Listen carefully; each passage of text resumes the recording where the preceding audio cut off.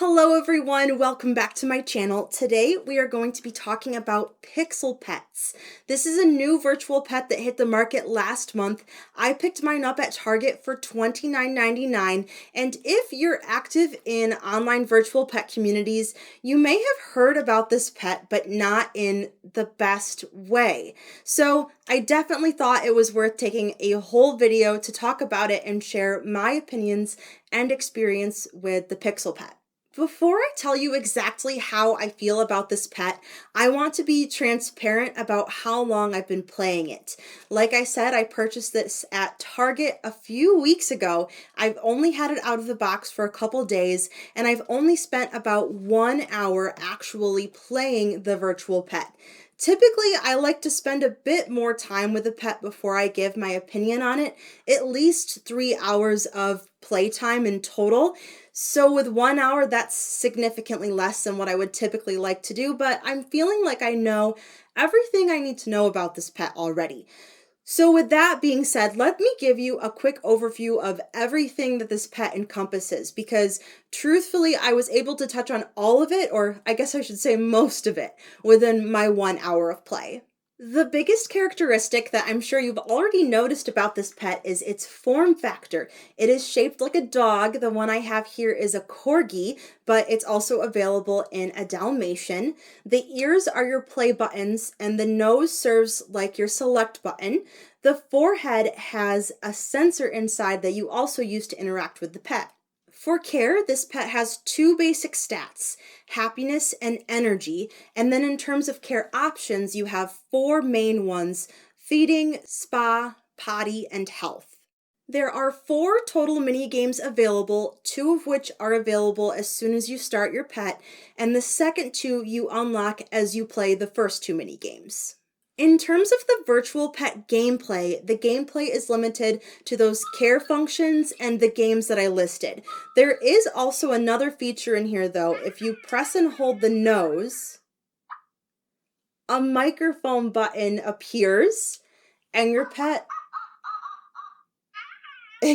will repeat back to you what you said in its dog language. Next, let's talk pros for this pet. I think the biggest pro that it has is I love this form factor. I think it's unique. It's super adorable. This dog would make a really good desk decoration, and the screen is nice and bright. It features black only pixels, but has this really nice blue light that kind of adds some interest and makes the screen really easy to see. In the packaging, when you open this pet, this clip is not attached, and truthfully, it doesn't do too much. If I were to use this as a desk decoration, I definitely would take this clip off. But another pro that this pet has is it has an on-off switch on the back side. So this is 100% something you can play when you want to play. You can enjoy it when you're in that mode, and when you need peace and quiet, you can just turn that off switch off and not have to worry about it.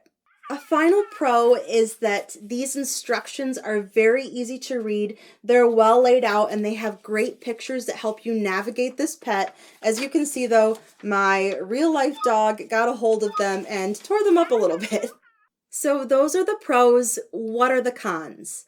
Truthfully, if you don't have any expectations for this pet, if you manage your expectations and don't expect it to be something that it's not, there aren't really a lot of cons to this.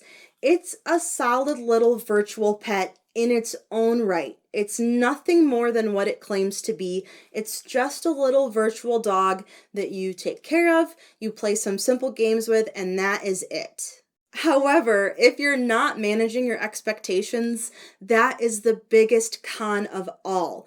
This little virtual pet, as cute as its form factor is, there isn't the, what's the word I'm looking for? It lacks something compelling to keep you coming back and taking care of it. So in terms of the virtual pet aspect, it's almost not a pet at all. It's not something that keeps you coming back and wanting to take care of it. It just falls flat in that aspect. For full disclosure, I only played the first 2 games that are available in this pet upon default. The instructions are very clear about how to unlock games 3 and 4, But for me personally, I didn't enjoy these mini games. I felt that they were overly simple, it wasn't a challenge, and there wasn't anything that compelled me to want to unlock games 3 and 4. So in that aspect, it also fell flat for me. Thinking back to the overview, those couple of cons cover almost everything about this pet. So for me, this pet was not a win. And for the average virtual pet collector, it's not a piece that I would recommend. However, I do think that there are some specific groups of people that this pet might be appealing for. First of all, if I would have saw this on store shelves when I was a kid, I would have wanted this so bad. I would have been obsessed with how it looked. I would want to collect the different designs of the dogs, and I would just be all about it for sure. So I do think that there are some younger collectors that this would just naturally appeal to, and while I personally didn't like the games, I think this would be a fun little surprise to bring along as a companion on a road trip. It's just got a little bit of fun that you can enjoy throughout a trip like that. No, I don't think it's something that's going to keep you occupied for a long period of time, but it's just kind of a little magical companion that you can bring with you, and that in itself is super cool. I also think that dog lovers would like this. It's super adorable. It would be fun to leave on your desk, as I mentioned earlier, and you could keep it in demo mode and just kind of enjoy it being around you without having to take care of it. I have I guess you could call it a robot dog, a robo dog collection from the 90s, my childhood, as well as some modern ones. And this does fit into that little collection that I have. So even though this was not a virtual pet for me, this is definitely a cute little piece that I'm going to keep in my collection, and I will enjoy it for what it is. Like I mentioned, it's about managing your expectations and not thinking that this pet is going to be more than what it claims to be.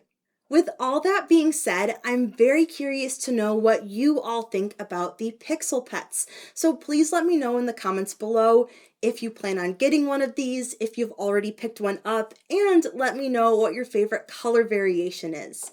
Thank you so much for joining me today to talk about the Pixel Pet, and I hope that you found this review helpful. If you did, please consider liking and subscribing to my channel so you don't miss any of my future collectibles videos and reviews. Of course, I talk primarily about virtual pets, just like this one here, but I also make other videos about collecting and video games. So thank you again for joining me today, and I will see you in my next video.